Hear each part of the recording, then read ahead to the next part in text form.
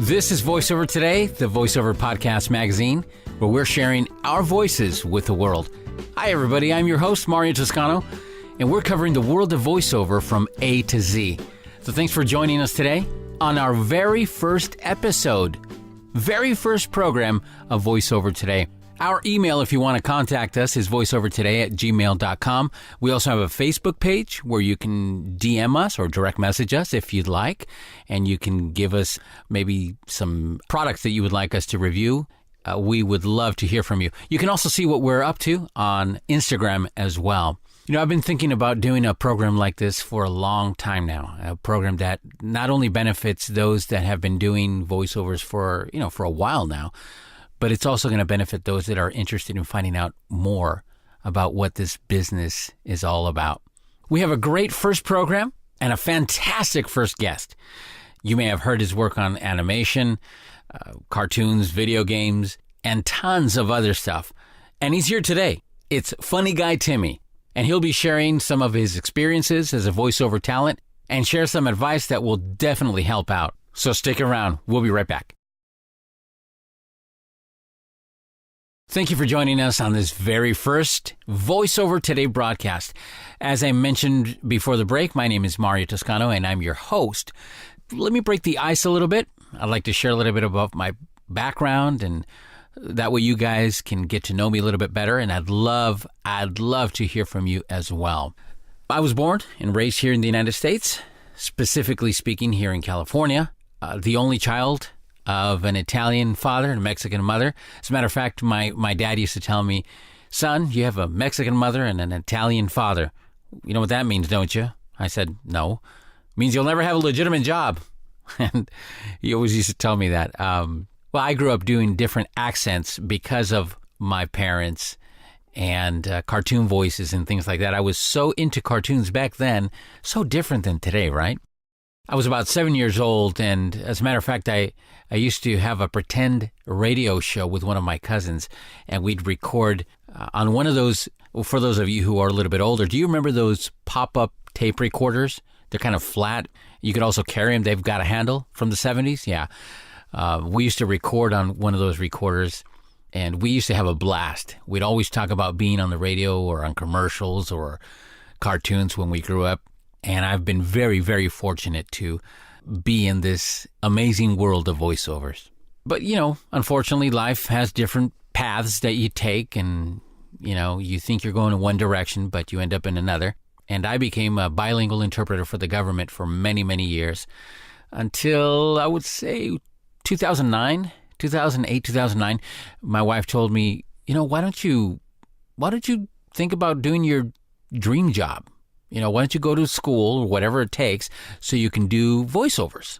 And I said, you know what, I'd love to. So I started looking into what I needed. And so I found the Academy of Radio and Television in Huntington Beach, and I enrolled back in 2010. I graduated in 2011. And so after a few experiences in radio, not enough to be famous, of course, I started looking at videos on YouTube. And I found what I needed to do, voiceovers. But, before that, a little side note. I remember one of the lecturers that came to the Academy of Radio one day.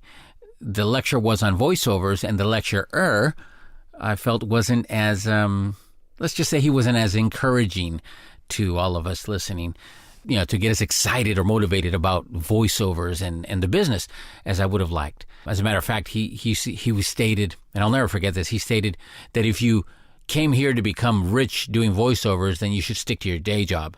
And then he also mentioned something like, this business is so competitive that only a very few could ever make it or could ever make a living doing this. And of course, this got me depressed and totally just rained on my parade. And before I knew it, I stopped looking into what I wanted to do, and I started just sticking to the radio side. And it wasn't until one day that I found an ad somewhere. I'm not sure if it was Craigslist. I may be mistaken, but it said something to the effect of earn money doing voiceovers. So I, went to their website and decided to send them a demo, which, by the way, was horrendous. But be that as it may, this company took a chance. They started giving me jobs doing telephony work. Press 1 if you're looking for so-and-so. Press 2 if you're looking for so-and-so. Press 0 now for an operator. Well, and I know a lot of voiceover talent that make their start that way as well. But it was a great start. It got me motivated. It wasn't long after that I found out about professional demos and the right things to do and the right paths to take. And as I mentioned, professionally recorded demos, I remember that at that time I was broke. I was just completely not in a position to spend a lot of money or any money at all, for that matter, on a demo. So doing the complete opposite of what I was recommended and doing, I followed by producing my own demo. And although it wasn't a great demo, I understand it was a beginner demo, my production skills were pretty good, but it was not a professionally recorded demo done at a professionally production studio, et cetera, et cetera. But here's the thing. I don't want to let you who are listening to me, who have been interested in doing voiceovers, but cannot afford a professionally done demo, okay? I don't want to dissuade you from doing your own, because it is possible. Of course, it's not possible if you don't learn how to do it. I mean, it's obvious, right? You have to learn how to produce to be able to produce your own demo. So what I did is I went on YouTube, found out exactly what I needed, and watched an amazing production guru, for me anyway, by the name of Mike Russell. And I loved Mike's videos because Mike was to the point, and I was going to the Academy of Radio at the time, and his instruction on using Adobe Audition, which was my recording software at the time, and I learned from him on these very short videos, to the point, but extremely well put together. I learned how to produce my own demo. And by the way, coming up in these following weeks, Mike Russell will be on our show as our special guest, and you can learn tons from him regarding Adobe Audition, Audacity, equipment, and so on. So thanks to YouTube, thanks to Mike Russell and others, because I also want to point out that I learned so much from so many of you that are listening, the likes of Bill DeWeese, Funny Guy Timmy, Booth Junkie, and others. So to make a very long story short, after producing my demo, I started going online, looking at different places to pass my demo along, and I did it. And not too long after that, I got an email from a production company that decided to use my demo, which, by the way, one thing I did forget to mention to you is that I did 2 demos. I did one in English and one in Spanish, because I also record in Spanish. And this production company came back to me and said, you know what, we'd love to interview you and see if there's a possibility of using you as one of our voiceover talents. And I did, and I do a lot of work in both languages, but primarily in Spanish.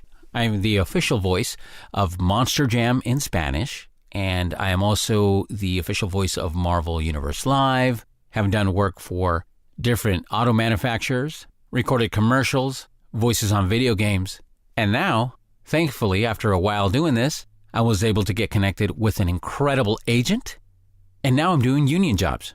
So I am incredibly blessed, and I'm so thankful for the entire voiceover community opening their arms and giving me such a warm welcome. But enough of my story. We've got an incredible program for you today, and we've got Funny Guy Timmy coming on. He's waiting in the background. So when we come back, a lot more of VoiceOver Today. Hey, thanks for joining us. This is VoiceOver Today. I'm your host. And as we heard before the break, we've got a very, very special guest. And this guest is somebody who I've been watching and following on YouTube for quite some time now, of watching all of his content. And it's just really excellent, down-to-earth guy. And I just want to introduce to you guys and to the world, Funny Guy Timmy. Tim, how are you? Thanks for coming on VoiceOver Today. I am very, very good. Thank you for having me.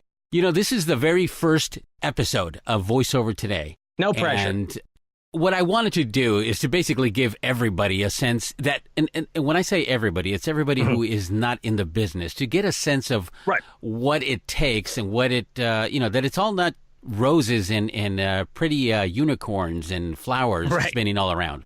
What made you want to become, first of all, what made you want to become a voiceover talent? Okay, well, I think the first mention of it was I had a day job way back in the day, and a good friend at that day job, we were just doing, I've always been able to do like voices and impressions, and I've always been in acting. I think I was on stage at like the age of 6. And so he told me that, you should do more of these impressions and post it on YouTube. And so I didn't know what YouTube was at the time. This was 11 years ago. Like YouTube had only been out for like maybe a year. And so I started posting stuff on YouTube, doing impression videos and posting them on YouTube, and people liked that. And that was at the time when there was only like 5 people doing impression videos on YouTube. Now everyone does impression videos. There's thousands of them. So I started doing that, and people started, really, really liking it. So around that time was the Razr flip phone. Oh, we all remember that one. Yeah, which might be coming back for some weird reason. Yeah. And so it was around that time, like the Nokia flip phone and the Razr flip phone. And the only way to get like a special ringtone on those kinds of phones was you would have to either go to a website and get a code, purchase a code, and they would basically send that to your phone, or you would text a number, to the company, and they would send you a special ringtone kind of thing. Very complicated, very weird. Well, that website, I actually did a whole bunch of celebrity ringtones. Like Al Pacino or Christopher Walken or George W. Bush or whoever saying, like you got a phone call or time to wake up, the kind of things that people would normally program their phone to ring or message. So that was really the first time I'd ever really done anything like that. And the microphone that I had, I think there was a period when I was actually speaking into the back of the microphone. I don't know why. Yeah. I think it was because there was like a switch on the back of it instead of the front. And so I thought that was the front of it. So it was a microphone I didn't sound good, and I didn't know how to use right, but it was fine for doing ringtones because, they were super compressed anyway. But then after a while, when I finally moved into like my own apartment, had my own place, I actually kind of set up a little voiceover thing because I wanted to kind of do more of that kind of stuff. Right. And then a friend of mine, his name is Philip Wilburn, great voice actor and comedian and impressionist in LA, who suggests you should try voices.com and Voice123. I hadn't heard of those, so I tried those, and I went on there, and I was looking for gigs, would be a good gig to do. And I think the first one that I did was it was College Humor was looking for a Daffy Duck. So I sent in I had never done a Daffy Duck before. It wasn't an impression or a voice that I'd ever done. So I listened to Mel Blanc and the guy who took it up after Mel Blanc. Can't remember his name. So I listened to both of those versions, both most popular Daffy Duck voices. And I did something that was like halfway between. And I sent that to them, and they immediately contacted me like within an hour of me sending in my audition. They're like, this is perfect. And so that was my first real paid gig. And after that, I was like, I need to take this more seriously. And so after that point, it was looking up videos on how to put up a booth and what other websites can I go to, how to do a demo, all that kind of stuff. So starting from that moment that you first gave it a shot and you said, wow, this is something that I think I want to pursue. How hard was it in this journey, in this venture to becoming, what you are now? And we all know, we all still have a long road ahead of us, but right up to this point, how hard? Because, there's a lot of people who think, oh, voice actors, they've got it simple. All they do is just talk in the mic, and that's it. And they just receive and those tons people of money. will never make it. Yeah, those people will never make it. So how hard was it for you? At first, at the very, very first, it wasn't that hard because I didn't know what I was doing wrong. And I didn't know what I should be doing. I didn't know what to expect. So the naiveness of it kind of kept me in this state of euphoria. It wasn't until I really started doing like the research and the videos after the first 2 gigs I think I ever did that I started looking up, videos and tutorials and talking to other people that I really figured out where the ceiling was and how far away it was and all the things that I needed to learn. And I would say that it first really started getting stressful is when I first moved to Austin, Texas. Because before then I was doing it as like a hobby. It wasn't that serious, and it was just something that I just did on occasion. It wasn't until I moved to Austin, Texas when I actually needed the extra income because the day job that I got when I moved here wasn't paying me enough, and it was very far away, and it wasn't getting that many hours. Right. So I was like, I have to take this seriously. Like, this has to be a thing. And so I set up an account on Fiverr and I think I actually set up the account on Fiverr before, but I never really got anything and I never really did anything with it. But then after I moved here, I redid the demos and the stuff like that, and I went to more websites and put up more samples and demos. And I think it was at that point when I was like, okay, I need this money. I have to get this money, otherwise I don't eat. And I think the first year was the roughest and was the most miserable. I was auditioning for probably about 200 things a week that I could find on any website, maybe more, because I was auditioning for a lot of stuff that I really shouldn't have been auditioning for that didn't apply to me. But I didn't know that. I just needed something. Right. You just needed the gig. Right. Right. I just needed the gig. And so I was auditioning for stuff like people would be looking for like the voice of God kind of stuff or very, older, mature, more natural sounding voices. And I was, putting on a voice. It wasn't my natural voice. And so it was very hard on me.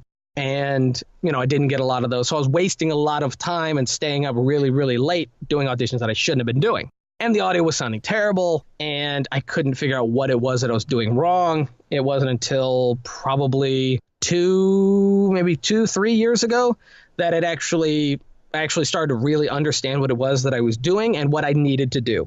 It wasn't, until I understood, okay, so this is where I'm at, and this is what I need to do to get to that next level. This is what I need to do to improve. Sure. So everything before that was all stress because I wasn't sure of what it was entirely that I was doing wrong, and I didn't know how to make it better.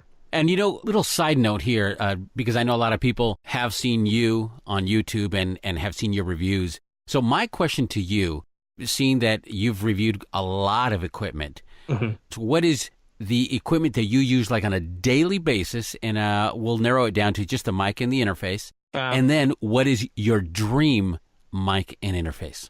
Well, the interface that I use and I actually love this interface, is a Yamaha, MG10XU USB mixer. It has 4 XLR channels and 2 with compression and EQ and all that kind of stuff on it. It has effects, but I don't use the effects. I love this mixer because it has really clean preamps. The gain and the levels are really solid. And the compression is really good without having any stepping. It's really smooth and very gradual. When you do a lot of character work like I do, having a good compressor that doesn't overcompress or doesn't undercompress and is very smooth is very, very necessary. Otherwise, you might lose a really good take, and editing it in post will actually hurt it a lot. Even the best programs, unless they're in that several $100 range, aren't really going to be able to, reduce clipping. They're not going to be able to clean out clipping. If it's clipped, it's terrible. It's gone. So that I love. I would say that my favorite mic and the one that I use all the time, well, not all the time, but 99% of the time, is probably going to be my Sennheiser MKH416. It has a broadcast sound that I really like on my voice because I have a very sibilant voice, and on brighter microphones, my voice sounds a little too tinny, a little too bright. And so I like to kind of smoothen out the sharp sibilance and add some bass to it. And this microphone naturally does that.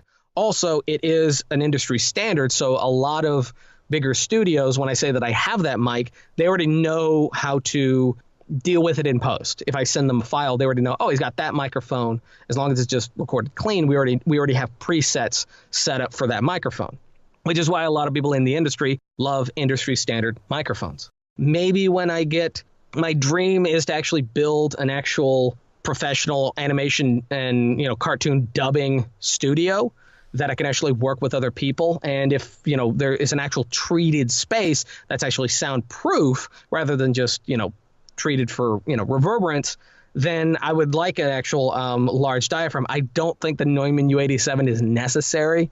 I know a lot of people go for it. I'm kind of a fan of Audio-Technicas, but who knows? I may end up just staying with the Sennheiser MKH416 for a really long time. It's solid. It hasn't failed me yet. And, I'm learning more and more about how to use it all the time. And, I don't know. I may just stick with it. You've had quite a journey, okay? And then to see yourself now on YouTube and to see that your following is growing, I mean, it must be really, really something for you, right? Especially since that first moment that you did that first gig to now. I mean, it must be something for yourself just to look back. Completely different. Oh, completely different. Yeah, that would be. Actually, there was a period I think it was around my 10th year on YouTube. I did a whole bunch of listening to old demos. I listened to, so I had a friend on, Griffin Puatu, who is an amazing anime voice actor. He's actually doing a Gundam movie that's coming out. Oh, he's a great guy. So I did an interview with him, and he also does demo production. He's really good at demo production. So we listened to one of my first demos, and then listened to my most recent demo and just kind of compared them. Because at first I was like, we can listen to other people's demos and critique them, and I'm like, that wouldn't be fair. That wouldn't be fair to critique other people's demos who didn't offer them up for critique. So I was like, let's just listen to my stuff, my old stuff, because it's absolutely dreadful. And we can learn totally so much. And so, listening to that, there's a huge difference. Number one, my first demo was 2.5 minutes long, which should never be that long unless it's audiobook narration, an audiobook narration demo or something like that. Yeah. My latest one is just under 60 seconds. And it's, it has a lot more production done to it. It has a lot more character voice. And again, that was all me.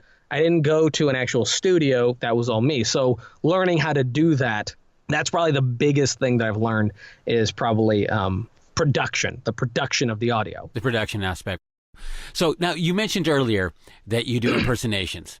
Yeah. And I personally have heard one specific impersonation that I'm sure everybody who's heard your channel or has been on your channel. If anyone knows my channel, they probably know this one. Yeah. And I mean, what better way to end this interview with you than asking you if you could please give us something with Christopher Walken. Let me find something to read real quick. You can't just have Christopher maybe Walken saying you stuff. can let me know, or you can let everybody know how to reach you. Okay. With Christopher Walken. That'd be fine. Okay.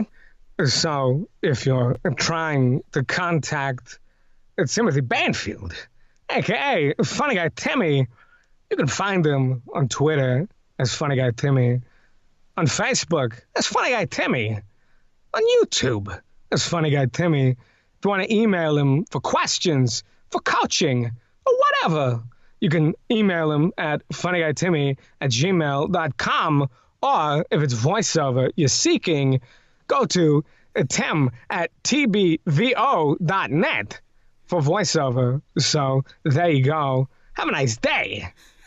Basically, other than that last you know what? People can't see me, but I was reaching for my knees and laughing. I'm trying to be as quiet as I can as I'm laughing because it's uncanny. I mean, it's like I have Christopher Walken in my ears, and it's just crazy. You do that to perfection, my friend. That is that impression was actually presented to me as a challenge. I didn't even really know who Christopher Walken was when I started. You're kidding. The friend that told me to get into doing impressions, he was the one who was like, if you want to get good and you want people to know who you are, do a Christopher Walken. Do a good Christopher Walken. So I was like, who's Christopher Walken? I'd seen him. I knew of him. I just didn't know his name. Yeah. And so I went, and I think it took me 2 solid years of doing nothing but Christopher Walken to get really, really good. And then I posted something online of me doing a Christopher Walken. And The Tonight Show actually saw it. This was back when Jay Leno took it back from Conan O'Brien, that Tonight Show. Yeah. And they saw it, and they immediately contacted me. They immediately called me, because at the time I used YouTube as a resume, so I had my phone number there. And they called me, and they said, hey, we'd love to have you on The Tonight Show. So they flew me down. I did a little bit called Does This Thrill Bill, which is William Shatner. So they'd have William Shatner and Jay Leno on stage, and then they'd just bring in 3 random talents to just come in and try to amuse them. And neither Jay Leno nor William Shatner who know who they are or what they do. And so it was a very fun experience. So after doing that, YouTube exploded. More people saw me. I started doing more impressions, started getting to more comedy and voice acting, and they basically blew up from that point. And it was after that I really started to like focus on these kind of voices. But yeah, that one was a challenge presented to me by a friend. I had no intention of doing that on my own. Well, Tim, it's been an extreme pleasure. But, before we let you go, I do want to ask you one more question. If there's something that you can give for the person who's never done this and is looking, in all seriousness, is looking to jump into this voiceover world, what would you tell them as a bit of advice? Don't spend a lot of money unless you have to. Get as much information for free as you can. For example, there are tons of people online, and this is where I got most of my information, on YouTube, who do free voiceover tips, voiceover, behind the scenes, and voiceover help, and microphone reviews, and studio setup. I'm one of them. I started doing that because tons of people had questions, and I started doing videos answering their questions, and it just kept snowballing from there. But there's also Bill DeWeese. Great guy, great resource. I've done a couple coaching sessions with him. There is Earl Hall, who focuses more on the marketing of voiceover rather than the doing of voiceover. And there's a couple other people. Just basically go to YouTube, search voiceover, learn as much as you can for free before you spend anything, before you spend a single dollar, even on the microphone, before you spend anything. And because a lot of people will spend tons of money on, industry standard stuff, go broke immediately, and then not have enough money for coaching or for treatment and all that kind of stuff. And so now they've just blown their entire savings, and now they're just in a pickle. And so they're more stressed out. So don't stress yourself out. Tim, thank you for taking the time out of your busy day and joining us here on VoiceOver today. I hope it's not the last time, man. I hope not either. I would gladly come back. This was fun. Well, if you really want to find out what Funny Guy Timmy's all about, go ahead and look him up on YouTube. Funny Guy Timmy. You're going to love him. Hi there, Christopher Walken here. Guess what? Kitty's Funny Guy Timmy, the great YouTube personality, was just on VoiceOver today. It was crazy. It was great. You learn a lot about voiceover and impressions and success and the business. So check him out. Don't be a chicken. Ciao. Well, that's our program today. Thanks for joining us on our very first episode of VoiceOver Today. Once again, I want to remind you guys to stick around every Wednesday here on MultiMediaMouth.com, or if you're listening to us through Spreaker.com, don't forget, every Wednesday, we're going to have amazing guests that are going to talk about everything from A to Z in this wonderful business of ours. So for those of you who are interested in production, hey, stick around because we got a production guru coming up next week. I also do want to point out that there's a great growing community of voiceover on Instagram. Check us out. Give us a like. Please subscribe to us as well. Don't forget about that. And a very special announcement, because coming in May, VoiceOver Today will not only be a podcast, but a video podcast by way of YouTube. You can contact us by email at voiceovertoday@gmail.com. You can direct message us by way of Facebook as well, and you can even do so by Instagram if you'd like. In the meantime, I'm Mario Toscano. This has been VoiceOver Today.